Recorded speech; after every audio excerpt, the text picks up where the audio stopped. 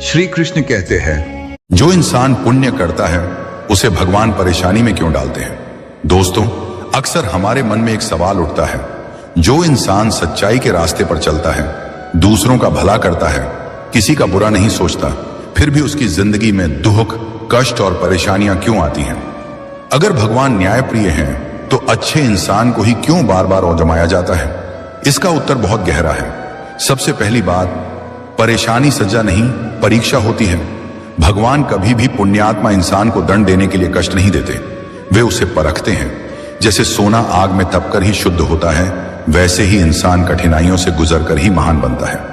भगवान जानते हैं कि यह इंसान टूटेगा नहीं, इसलिए उसे मजबूत बनाने के लिए कठिन रास्ता देते हैं। दूसरी बात, कर्मों का हिसाब केवल इस जन्म का नहीं होता। हम जो आज भोग रहे हैं वह सिर्फ आज का परिणाम नहीं है, यह पिछले जन्मों के अधूरे कर्मों का फल भी हो सकता है।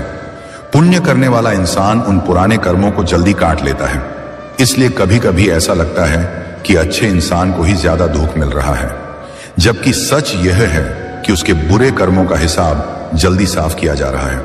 तीसरी बात, भगवान रास्ता आसान नहीं करते, इंसान को ताकतवर बनाते हैं। भगवान ये वादा नहीं करते कि तुम्हारी जिंदगी में कभी दुख नहीं आएगा। वे यह वादा करते हैं कि जब दुख आएगा तब वे तुम्हें उसे सहने की शक्ति देंगे। पुण्यात्मा व्यक्ति को भगवान धैर्य, समझ और विवेक देते हैं ताकि वह हर हाल में सही रास्ते पर बना रहे। चौथी बात, भगवान अपने प्रिय को ज्यादा परखते हैं। महाभारत में देखिए, श्री कृष्ण के सबसे प्रिय पांडव थे, फिर भी उन्हें वनवास मिला, अपमान सहना पड़ा, युद्ध लड़ना पड़ा। भगवान राम को ही देख लीजिए, मर्यादा पुरुषोत्तम होकर भी उन्हें वन जाना पड़ा। इसका मतलब यह नहीं कि भगवान उनसे नाराज थे, बल्कि वे उन्हें आदर्श बनाना चाहते थे। पांचवी बात, दुख इंसान को अहंकार से बचाता है। अगर पुण्य करने वाले इंसान की जिंदगी हमेशा सुख में रहे तो उसके अंदर भी घमंड आ सकता है। परेशानी इंसान को विनम्र बनाती है, भगवान से जोड़े रखती है और जीवन का असली अर्थ सिखाती है। अंत में याद रखिए, भगवान देर करते हैं, अंधेर नहीं।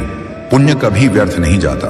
जो इंसान अच्छे कर्म करता है उसका फल उसे जरूर मिलता है, कभी इस रूप में कि उसका दुख कम हो जाता है, कभी इस रूप में कि उसकी आत्मा मजबूत हो जाती है, और कभी इस रूप में कि भगवान खुद उसका सहारा बन जाते हैं। इसलिए अगर आप सही हैं, सच्चे हैं और फिर भी परेशानियों में हैं, तो समझ लीजिए भगवान आपको गिराने नहीं, ऊंचा उठाने की तैयारी कर रहे हैं।